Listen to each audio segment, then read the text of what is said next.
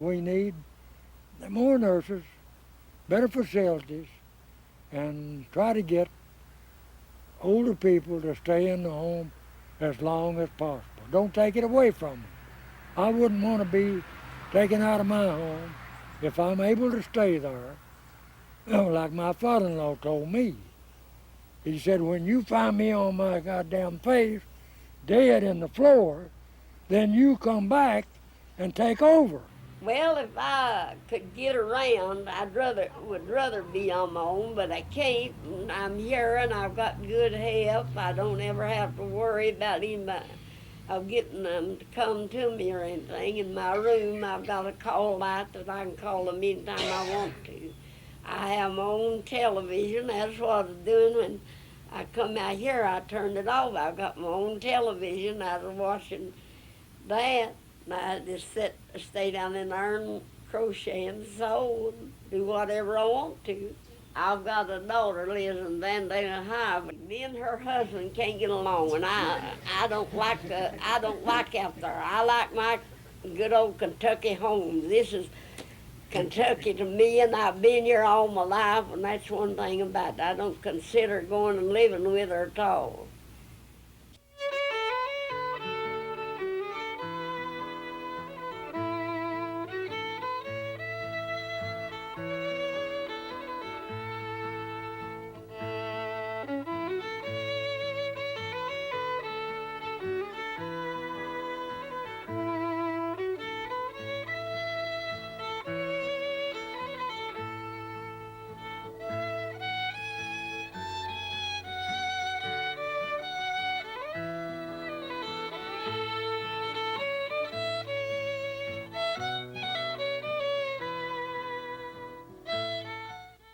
Healthcare for the elderly.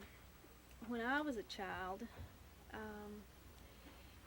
certainly involved home care when they became debilitated. There weren't nursing homes, and people took care of their elderly at home with them. For example, the elderly people who lived in this house lived with the grown children who were raising their own kids and died in this house. And so people weren't taken to the hospital when they were about to die if it were felt that natural causes were at play. They were allowed to die at home, and they were kept with family because extended families stayed together. I grew up in a union mining town in Mac Roberts, and health care was something that had been negotiated in the contract. And also, each company had their own little localized hospital or clinic. We had a clinic at Fleming. We had a clinic at Seco. I was born in Fleming in a company-owned and company-operated hospital.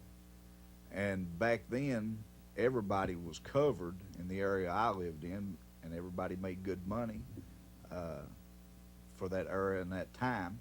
And it was a healthcare then was something that was almost a guaranteed right if you lived in this area. I used to keep old people in my home before they was, they call them mini care homes now, you know, and nursing homes. There wasn't any nursing homes in eastern Kentucky that I know of. And the state, if they was elderly, like what they called it the old age pension checks then. And if they drew them checks and they didn't have family members to take care of them, the state would pay you $40 a month to keep an elderly person. And I've kept people, diabetics that would have a leg amputated or something, and give them insulin shots and cook for them, keep them on their diets and stuff. Of course, $40 a month, they wouldn't feed them with a special diet hardly.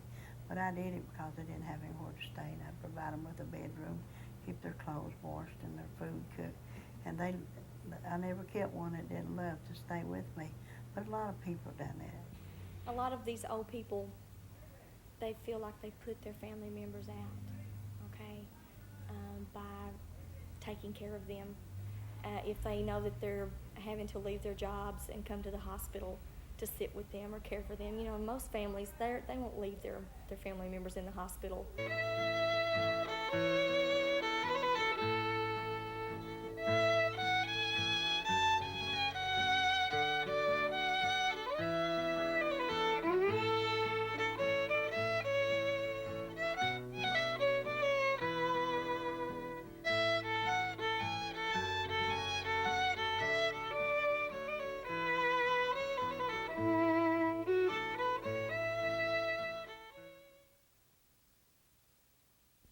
husband died of lung cancer, and I cared for him at the hospital for 4 months. I stayed around the clock, and I found everybody at the Jenkins Hospital to be very cooperative. I was allowed to come and go as I pleased. They put him in a private room, and I was just a few yards from where my sister-in-law lived, and I kept clothes down there and bathed and went right back to the hospital so that I was able to be with him. People who are terminally ill need a familiar face at all times. When those faces leave, even the nurses will tell you that they stare at the door, waiting for that familiar face that they've known so long to come back. People in this area try to take care of their own a little bit more than in urban areas because the extended family is more intact here. It's difficult to take care of an elderly person as the sole care provider, although people do it. But I have found a difference between Lexington and Eastern Kentucky in that way, and Louisville as well, in that in Eastern Kentucky families are much more likely to want to take care of the elderly person at home. And I think part of that has to do with the culture here where we tend to respect the elderly and their gifts to us and their memories and give them a position of prestige. I am a pilgrim and a stranger, traveling through this wearisome land. I've got a home in that yonder city, good Lord, and it's not made by hand. I've got a mother. My dad and I performed together for 2 years, and then he got too sick to go. And I needed to go to work. My husband was out of work, and I needed to go to work. I didn't. I stayed home and took care of my dad. In fact, I moved 20 minutes down the road to my mom's and dad's house so I could stay up with him of a night. Living in these mountains or living anywhere and taking care of what's yours and taking care of your neighbor. And yes, we are our brother's keeper.